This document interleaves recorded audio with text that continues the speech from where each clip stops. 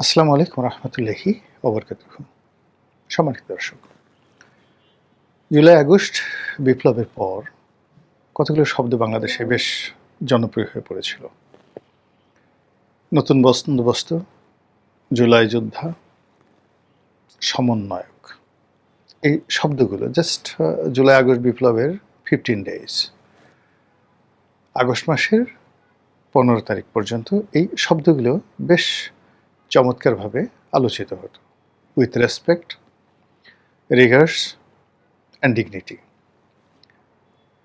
কিন্তু সেই ৩২ নম্বর ভাঙার পর এই প্রথম জনমানসে একটা নেতিবাচক চিন্তাভাবনা শুরু হলো এদের সম্পর্কে। এরপর বীর মুক্তিযোদ্ধা ফজলুর রহমানের বাড়ির সামনে যে মবগুলো হলো, সেই মবের কারণে এই যারা জুলাই যোদ্ধা, যারা সমন্বয়ক, ভীষণ রকম তারা নিন্দিত হলেন। সর্বশেষ তাদের কবর রচনা হলো এই মব সম্রাটদের। সেটা হলো প্রথম আলো এবং ডেইলি স্টারে তারা যে তাণ্ডব চালালো সেই তাণ্ডবের পর। আর এখন এই শব্দগুলো আপনি যদি জুলাই যোদ্ধা বলেন, সমন্বয়ক বলেন এবং তাদের পরিচয় দেন, আমি অমুক সমন্বয়কের ভাই, অমুক জুলাই যোদ্ধার আত্মীয়, তাহলে পরিস্থিতিটা কোন পর্যায়ে যাবে এটা মোরলেস আমরা সবাই আন্দাজ করতে পারি। আজকের দিনের হালনাগাদ খবর হলো যে ডাকসু ভিপি সাদিক কায়ুম বিয়ে করেছেন। নানা রকম ট্রল হচ্ছে এটা নিয়ে, অথচ এটা হওয়ার কথা নয়। তার আগে ডাকসুর যারা নেতৃবৃন্দ রয়েছেন তারা শাহবাগ থানাতে গেলেন যে কোনো একটা বিষয়ে। এই গত ২ বছর ধরে তারা যেভাবে তাফালিং করছিলেন, ঠিক ওইরকম একটা তাফালিংয়ের মনোভাব নিয়ে ড্যাম কেয়ার একটা ভাব। ছাত্রদলের যারা নেতৃবৃন্দ রয়েছেন তাদের হাতে বেদম পিটুনি খেলেন। মানে যাকে বলা হয় এরপরে আর ডাকসু নেতাদের এর চেয়ে তার অপমান থাকতে পারে না। যদি সেখানে ছাত্রদলের সিনিয়র নেতৃবৃন্দ উপস্থিত না হতেন এবং তাদেরকে রক্ষা না করতেন, ওই শাহবাগ থানায় দেখা গেল যে আর একটা ট্র্যাজেডি তৈরি হয়ে যেত। মানে জনরোষ, ছাত্রদের মধ্যে যে রোষ, ওটা এমন একটা পর্যায়ে ফেটে পড়েছিল শাহবাগ থানার মধ্যে। আর শাহবাগে যেটা জুলাই চত্বর করা হয়েছে, দুর্বৃত্তরা সেখানে মানে জুতোর মালা পরায় দিয়ে আসছে কে বা কারা। এখন ওই এলাকাতে সবসময় আসলে ক্যামেরা থাকে, কারাই কাজ করেছে এটা খুঁজে বের করা কিন্তু আসলে প্রশাসনের জন্য ওয়ান্টুর বিষয়। আর ওটা একটা এমন সময় যে রাত দিন ২৪ ঘন্টা ওখানে লোকে লোকারণ্য থাকে। তো সেক্ষেত্রে এরকম একটা প্রকাশ্য জায়গাতে জুলাই যোদ্ধাদের জন্য যে বিষয়টি নির্মিত হয়েছে, সেখানে জুতোর মালা ঝুলিয়ে দিয়ে আসাটা চারটিখানি বিষয় নয়। আর এটা যে ধরা হচ্ছে না এখনো পর্যন্ত কারা এই কাজগুলো করছে, এটাও সাধারণ কোনো ঘটনা নয়। তাহলে বোঝার চেষ্টা করুন যে এই মুহূর্তে বাংলাদেশে যা কিছু ঘটছে, এগুলোর যে আলামত, সেই আলামত কিন্তু কোনো অবস্থাতেই ভালো যাচ্ছে না। এরপর ধরুন প্রধানমন্ত্রী ঢাকা বিশ্ববিদ্যালয়ে গেলেন। নিয়ম অনুযায়ী এখানে ডাকসুর যারা নেতৃবৃন্দ রয়েছেন তারা সবাই তাকে সম্বর্ধনা দেবেন, সবাই তাকে স্বাগতম জানাবেন এবং ওখানে যা কিছু অনুষ্ঠান হবে ডাকসুর নেতৃত্বে হবে, এটাই স্বাভাবিক।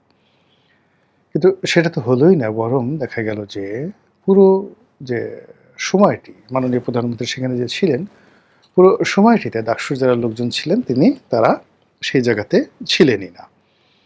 তো এটি নিয়ে খুব আলোচনা হচ্ছে প্রধানমন্ত্রীর চীন সফর নিয়ে, কবে যাবেন চীন। আলোচনা হচ্ছে পদ্মা ব্যারেজ নিয়ে, আবার পদ্মা ব্যারেজ করতে গিয়ে ভারতের অনুমতি লাগবে কিনা এটি নিয়ে আলোচনা হচ্ছে।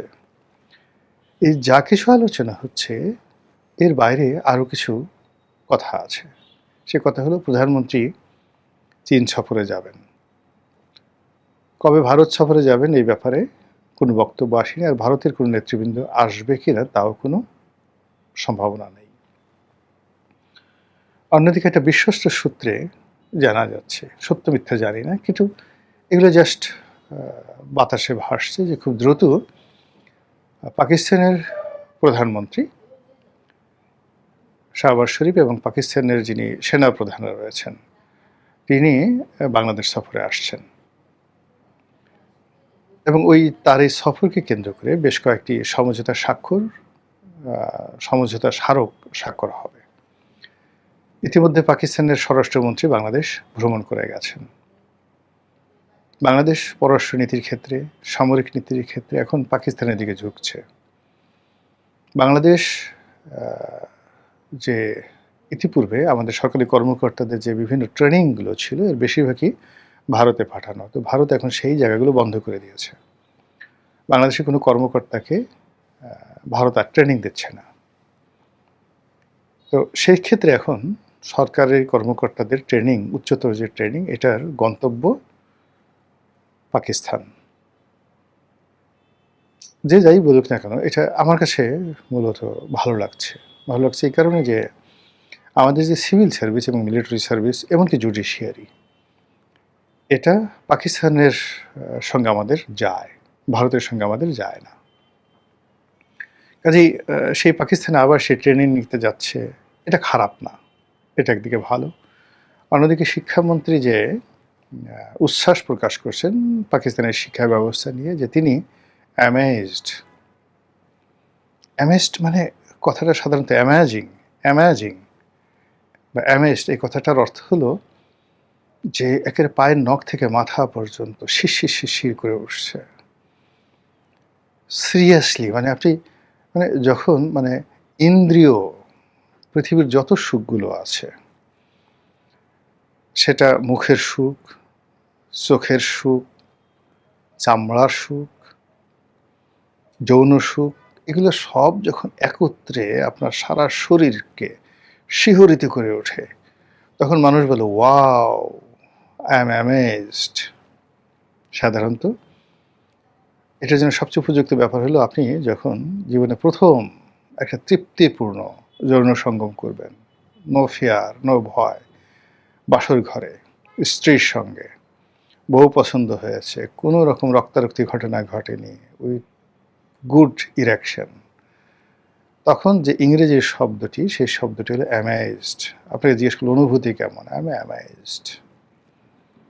শিক্ষামন্ত্রী ওই রকম অ্যামেজড হয়েছেন পাকিস্তানের শিক্ষা ব্যবস্থা দেখে। বাংলাদেশে একটা শিক্ষা মেলা হচ্ছিল, শিক্ষা মেলায় পাকিস্তানি যে শিক্ষা প্রতিষ্ঠান ছিল সেখানে তাদের ব্রুশিয়ার বা তাদের অধ্যাপকদের দেখে তিনি সেইভাবে অ্যামেজড হয়েছেন। এর দ্বারা যে জিনিসটা বোঝা যায় সেটা হলো যে বাংলাদেশের পররাষ্ট্র নীতি একটা টার্ন নিচ্ছে। সেই টার্নটা পাকিস্তান, চীন এদিকে যাচ্ছে। আর অন্যদিকে মার্কিন ডিপ স্টেটের যে পলিসিটা ছিল সেটা হলো আমেরিকা, ভারত, দিল্লি, ওয়াশিংটন, ঢাকা। আর এখন যেদিকে যাচ্ছে সেটা হলো ঢাকা, ইসলামাবাদ, বেইজিং, এদিকে এগুচ্ছে। ফলে কি হলো, বাংলাদেশে যে মার্কিন ডিপ স্টেটের যারা এজেন্ট ছিলেন তারা প্রচণ্ড রকম একটা মানসিক চাপের মধ্যে পড়েছেন। আমেরিকা থেকে, ভারত থেকে তাদেরকে রীতিমতো প্রেশার ক্রিয়েট করা হচ্ছে, এটা করো, ওটা করো, আবার আন্দোলন করো, আবার তখ্ত উল্টিয়ে দাও, আবার সব কিছু এলোমেলো করে দাও, লুটে পুটে খেতে পারে, সব কিছু করে দাও সেভাবে। তার কিছু নজির আপনারা দেখতে পাচ্ছেন আমাদের এই সমাজে। অন্যদিকে যারা পাকিস্তানপন্থী যারা লোকজন রয়েছেন, বিশেষ করে দক্ষিণপন্থা যারা আছেন, তারা ভীষণ রকম খুশি যে এইবার কিছু একটা হতে যাচ্ছে বাংলাদেশে, the Islamic Emirates of Bangladesh, এরকম কিছু একটা হতে যাচ্ছে। তো সব মিলিয়ে যে ঝুঁকির মধ্যে বাংলাদেশ পড়ে রয়েছে সেটা হলো যে জুলাই যোদ্ধা যারা ছিলেন তাদের যে অংশটি রাজনৈতিকভাবে পুনর্বাসিত হয়েছেন এনসিপির মধ্যে, এবং থ্রো জামাতের মাধ্যমে, এনসিপির মাধ্যমে যারা হয়েছেন তারা মূল রাজনীতিতে চলে এসছেন। তাদের সঙ্গে আসলে সরাসরি কখনোই মার্কিন ডিপ স্টেটের সম্পর্ক ছিল না। তাদের পিছনে ভায়া মিডিয়ে হয়ে হয়তো কোনো রাজনৈতিক শক্তি, হয়তো কোনো মিলিটারি শক্তি, হয়তো কোনো ডিপ্লোম্যাটিক শক্তি, দেশি এবং বিদেশি যারা লোকজন আছে টাকা দিয়ে, পয়সা দিয়ে, টেলিফোন করে নানা রকম কাণ্ড মার্কিন ডিপ স্টেটের ঘটিয়েছে। কিন্তু তারা সরাসরি আমেরিকার সাথে এরকম যোগাযোগে ছিলেন, তাই যদি হতো তাহলে যে মাহফুজ ছিলেন উপদেষ্টা, তাকে ডক্টর ইউনূস আমেরিকাতে নিয়ে তার পরিচয়ের দরকার ছিল না। বলা হলো এই হলো মাস্টার মাইন্ড। ইট মিনস তিনি মাস্টার মাইন্ড ছিলেন আন্দোলনের, কিন্তু এর পেছনে যে আমেরিকা আছে, এর পেছনে যে ক্লিনটন ফাউন্ডেশন আছে, এর পেছনে যে হোয়াইট হাউস আছে, পেন্টাগন আছে, ডক্টর মোহাম্মদ ইউনূস আছে, নোবেল শান্তি পুরস্কার আছে, এটা মাহফুজ এবং তার সাথে যারা লোকজন আছেন তারা জানতেন না। তারা মনে করছেন আমরা আন্দোলন করছি, ধরুন সালাউদ্দিন সাহেবকে টেলিফোন করেছে রাশেদ বা নুরু, সালাউদ্দিন সাহেব টাকা পাঠিয়ে দিয়েছে। তারপর আমতারেক হয়তো একটা প্রোগ্রাম করছে, তারেক রহমান সাহেবের কাছে লন্ডন টেলিফোন করেছে, সে বলে আচ্ছা করো, দেখব। বাংলাদেশের নেতাদের মধ্যে আব্দুল আল মিন্টু, তারপর এরশাক, এদের নাম আসছে যে তারা অর্থনৈতিকভাবে সাহায্য করেছে, সহযোগিতা করেছে জুলাই আন্দোলনকারীদের। ফলে আন্দোলনকারীদের যে রাজপথে যারা নেতৃবৃন্দ ছিলেন, এনসিপির যাদেরকে আমরা শীর্ষ নেতা দেখছি, তারা মূলত তাদের যে কানেক্টিভিটি, সেই কানেক্টিভিটি ছিল মার্কিন ডিপ স্টেটের চতুর্থ স্তর বা